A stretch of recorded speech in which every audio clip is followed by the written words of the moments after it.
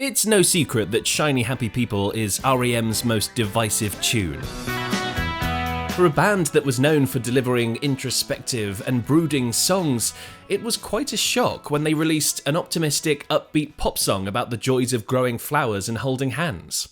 But is there a darker truth behind the song? Let's go through the full story, and if you love delving into music history like I do, make sure to subscribe and join our pack. In January of 1980, Peter Buck worked at Wuxtry Records in Athens, Georgia, the home of the University of Georgia, where Buck was a student. Now, Buck's tastes ran toward punk rock and proto-punk artists like Patti Smith, Television, and the Velvet Underground, and whenever one of those records came into the shop, Buck would make a mental note, planning on buying it later when he had enough money. And one day, a guy about his age came in and picked out several of the records that were on Buck's hold list. They started talking about music, and Buck discovered that Michael Stipe, who was also a student at the university, shared very similar tastes in music. Shortly afterward, a mutual friend introduced Stipe and Buck to fellow University of Georgia students Bill Berry and Mike Mills, who had played music together since high school. The quartet agreed to collaborate on several songs. Stipe later commented that there was never any grand plan behind any of it. Their still unnamed band spent a few months rehearsing in the deconsecrated St. Mary's Episcopal Church on Oconee Street in Athens.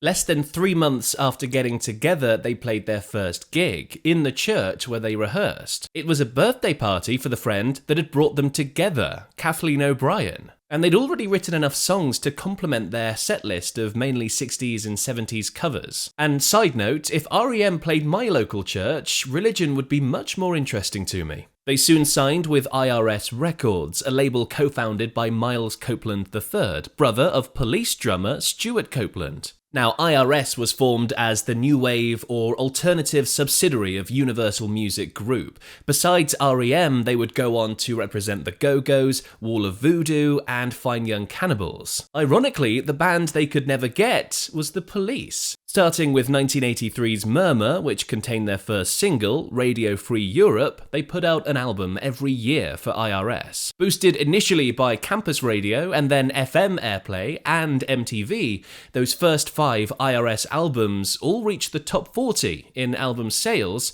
and all became certified gold. Their 5th and last IRS album, Document, reached number 10 and was their first record to be certified platinum. After IRS, they signed with Warner Brothers, and in November 1998 they released Green. The album contained 2 #1 singles, Stand and Orange Crush. It also contained a 3rd single, Pop Song 89, which reached number 16 on the charts and was their poppiest song to date. I mean, not a huge surprise as it's literally in the name of the song, but the upbeat tempo and the jangly, arpeggiated Rickenbacker 360 of Peter Buck, along with Stipe's joyous vocals, made it one of their most accessible songs at that point. And of course, the fact that it was a song about being socially awkward and not being skilled at small talk really resonated with R.E.M. fans, many of whom were socially awkward and not skilled at making small talk. The rest of the people liked it because it was easy to sing along and dance to. In March of 1991, the band released their 7th album, and none of their lives would ever be the same.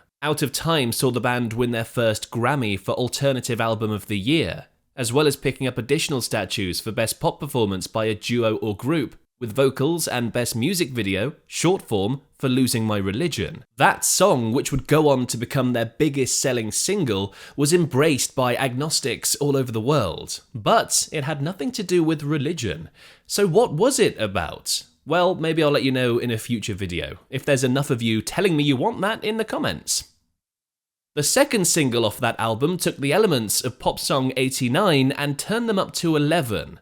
Shiny Happy People wasn't just poppy for R.E.M., it was poppy for anybody. Although the song isn't at the frenetic pace of their later hit, It's the End of the World as We Know It, which checked in at a positively Usain Bolt-like 205 BPM, at 160 BPM, it was their fastest song to date. Now, quick side note about Pearson and her role. The album was recorded in New York City, but she recorded her parts in Minneapolis. Scott Litt, the band's longtime producer, told her to do what feels right, which turned out to be a great note because, well, she absolutely nailed it, didn't she? The lyrics reflected the joyous optimism of the music, speaking of spreading the love around, planting it to watch it grow, and letting us know there is no time to cry. Simple, straightforward, and no hidden meaning, right? Well, of course not, because after all, this was R.E.M, who, whether they asked for it or not, was the de facto voice for all of those who opposed to Reagan's policies in the 80s,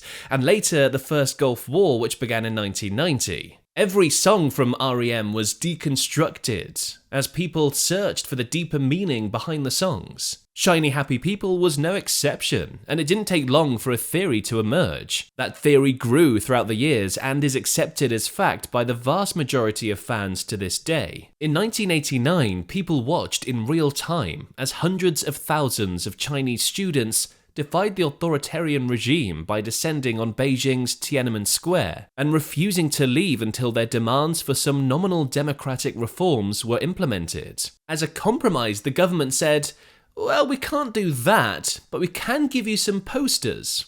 And lo and behold, thousands of posters were put up, and they read, "Shiny Happy People Holding Hands." After 2.5 months, and with the protests spreading to over 400 other Chinese cities, the government, who on their best day wasn't known for their patience and understanding, decided to crack down. In the early morning hours of June 4th, 300,000 Chinese troops were sent to clear the square and restore order. Since one side was armed with heavy weaponry and tanks, while the other side was armed with bullhorns and high ideals, it went about as well as you would imagine for the students. Now, since this song was written just a year after, surely it was the band's response to this massacre. After all, the lyrics in the song quote verbatim those Chinese posters. You don't have to be Sherlock Holmes to see beneath the bubblegum appearance and figure out what they were really saying. There's just one small problem with all of that though. No one from the band has ever confirmed that's what the song was about.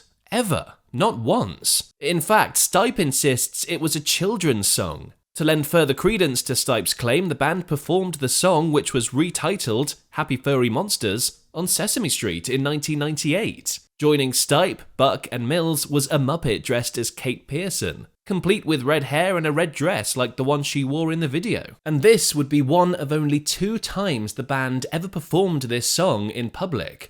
The other time was 7 years earlier when they did it on Saturday Night Live. By his own account, there is no conspiracy or nefarious intent behind the omission from their setlist. And to quote Stipe, "I don't hate it, but I don't want to sing it. It's a fruity pop song written for children," he said in 2016. If there was one song that was sent into outer space to represent R.E.M for the rest of time, I would not want it to be Shiny Happy People. And it honestly just sounds like the band doesn't think the song fits in with their overall aesthetic and is kind of embarrassed by its success. In an interview with Vulture in 2021, Pearson went a step further. "I can't imagine that R.E.M was thinking at the time, oh, we want this song to be about Chinese government propaganda. It was supposed to be shiny and happy. It was a positive thing all around." Maybe the band was astonished that this positivity became sort of a signature for them. And personally, I love the song. In a world full of such darkness, it's nice sometimes to have an unapologetically joyful song, even if Michael Stipe thinks it's very un-R.E.M. And it's a good lesson for all of us, isn't it? Sometimes a cigar is just a cigar, and sometimes a happy song is just a happy song. Remember the famous words from Abraham Lincoln: just because it's on the internet doesn't make it true. Now, another song that was ended up being hated by its creators was Ace of Spades by Motorhead. Click over there and watch the full story behind that song next.